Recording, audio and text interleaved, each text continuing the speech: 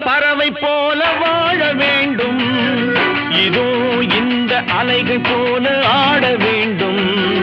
ஒரே வானிலே